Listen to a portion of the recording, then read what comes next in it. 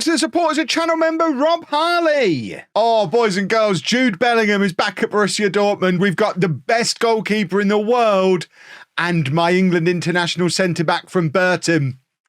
This is the year we win it all. We're even experimenting with a silly tactic that we've never really used before. So, all positive? Nothing's about to go wrong? Trophies incoming.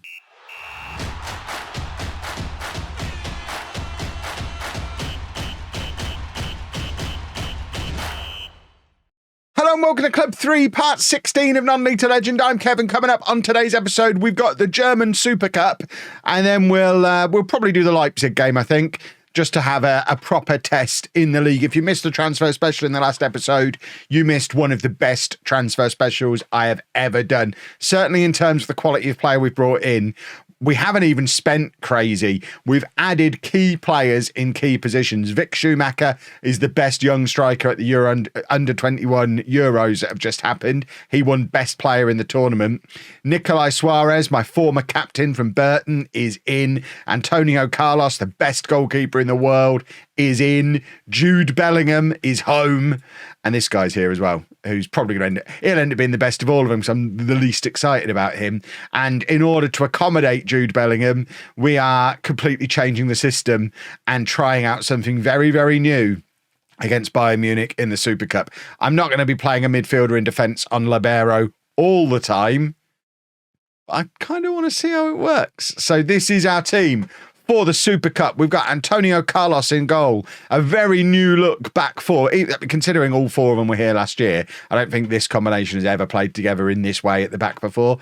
So Van Veen at left back, Ayadeli as our libero, Schikowski alongside him, and then Borges as an inverted fullback on the right-hand side. We've then got Stallone Van Aijma in front of them, who will obviously be joined by Ayadeli when he steps forward out of the libero position. And then ahead of him, we've got Jude Bellingham and Carrier. And then on the left, it's Moreira. On the right, it's Emil Hiskey. And then Big Kev up front. The really great thing about this system is we could just shuffle it around loads. Like if it doesn't work, we can put Big Kev into midfield. Hiskey can go up front. Carrier can go out onto that side. Bellingham can drop to defensive midfield. Aijma can move forward. Ayadeli could go into either of those positions. Borges could play centre back. Schikowski can go right back.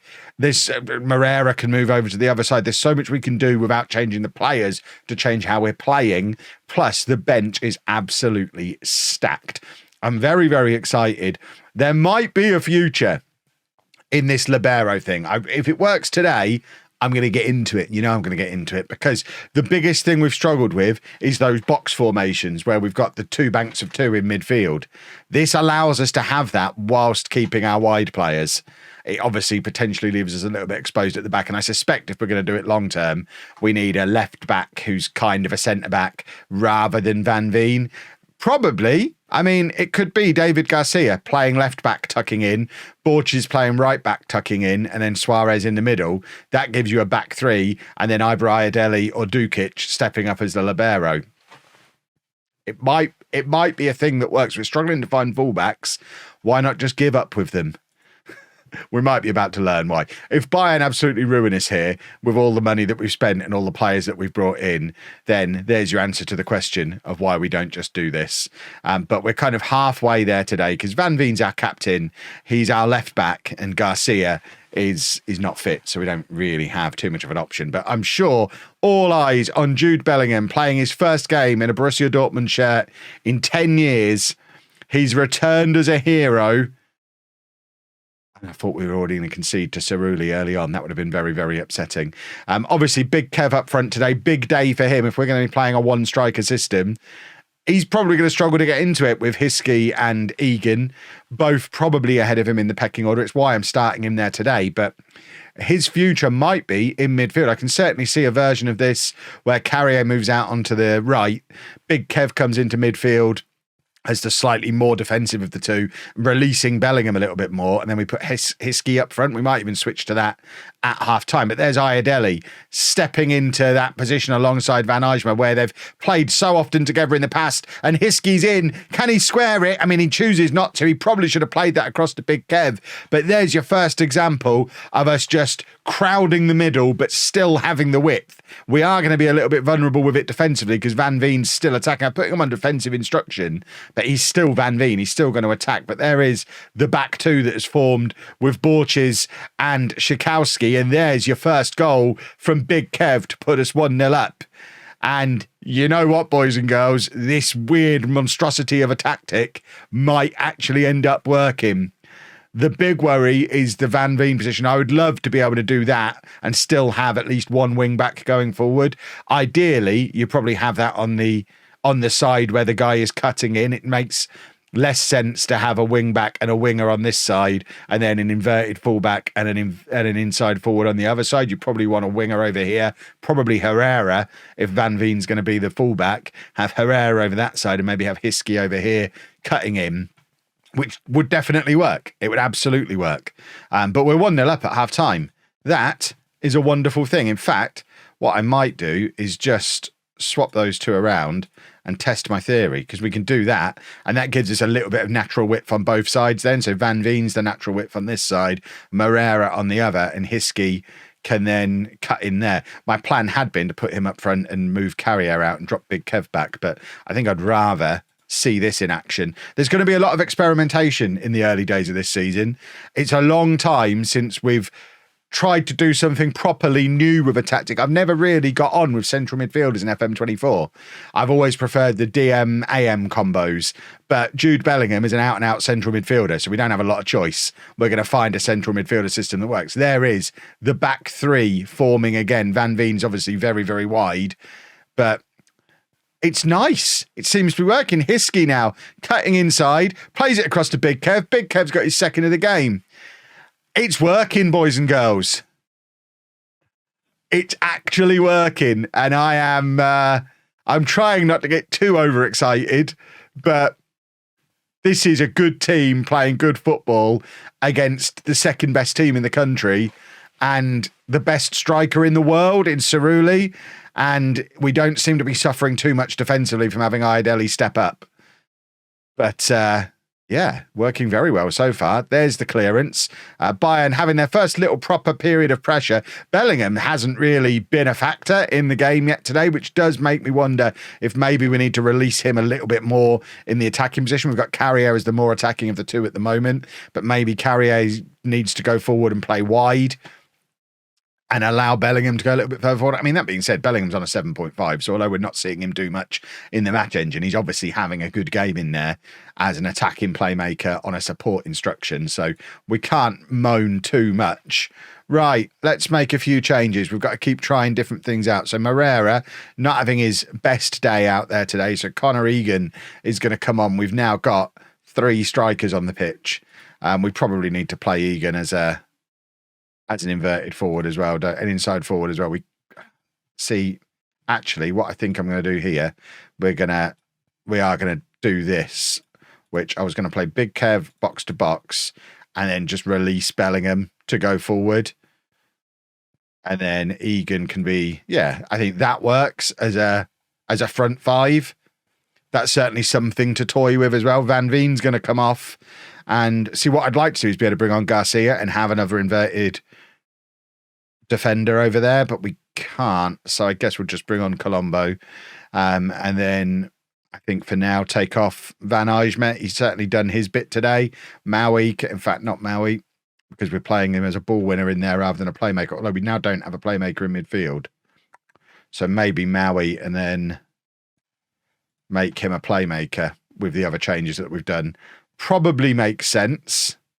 We'll do that. We're trying things. I am a little bit worried that some of you are going to realise I know more about Football Manager than I've ever let on. But, you know, this is how we win a lot. I understand the game, but I also understand what works in the game. And more often than not, keeping things simple is what works. But sometimes plans change. Bellingham was plans changing, and we've got to come up with a whole new way of playing.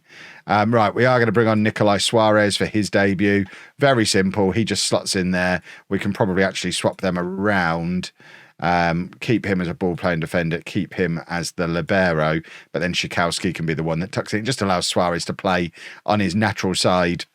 And then we will take off Ayadeli and give Dukic his 10 minutes playing in that role. He's the one I did it more often with than Ayadeli last year, but it's still as effective having him step up from centre-back alongside whoever's playing in there. It's Maui at the moment, obviously was Van Eijsma earlier, but we've just controlled every area of the pitch. Cerrudi's done a 6.2 because we've controlled the midfield so effectively with basically having 6 midfielders. The lack of defenders hasn't really mattered. And obviously, if they do get beyond the defence, we've got the best goalkeeper in the world behind them. We can afford to play one less defender.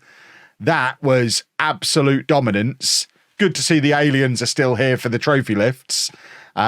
But we've just won our first trophy of the season and made Bayern Munich look very, very ordinary. And last time we played them in the league towards the end of last season, we struggled. It was a much closer game than that one was. We've just completely controlled that one. So there might be future in this libero nonsense, boys and girls. Can you imagine it? What a world we're going to be living in.